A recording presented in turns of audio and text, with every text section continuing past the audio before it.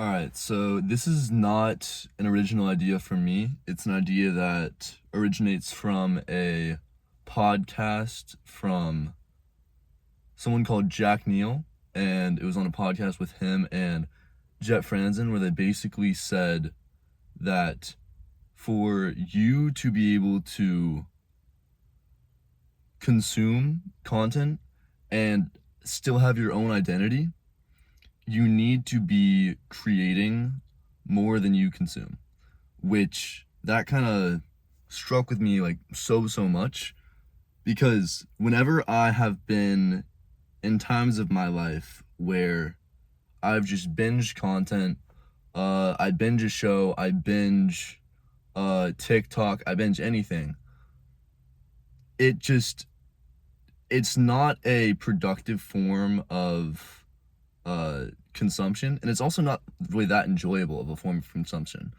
Um, and when you create along with consume, I think it's a productive process of you're consuming to kind of give yourself more thoughts and allow yourself to experience different viewpoints, to experience the world and create more effectively in your own way with this new information. But if you don't have any sort of outlet of creation, or especially any sort of outlet of action that content propels you to go into, it's just sort of an endless vacuum of, even if you're consuming good sort of content, um, if you're taking no action and creating nothing from that knowledge, it's useless. It's just going to an empty vacuum along with 5 million other things that have happened in your life to do nothing with, which I think just it doesn't have to be creating in terms of making a video or writing. It can be creating in terms of art, in terms of making your own sort of business idea. Like, let's say you want to launch some sort of video game. That's another example of creating something meaningful and something that you're proud of. Art, I want to go off the list and think of all the stuff because there's really so many things you can be doing that are actually creating meaningful things. You could be, what's the word for it?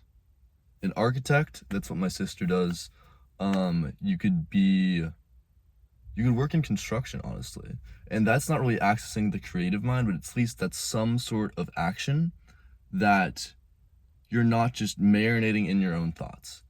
Because that's like the whole point of this. You don't want to just be a level 100 thinker and a level 0 doer, a level 0 creator.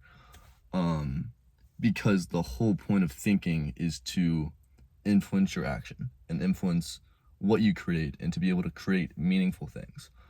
So I know I'm implementing that process in my own life. That's what's inspired me.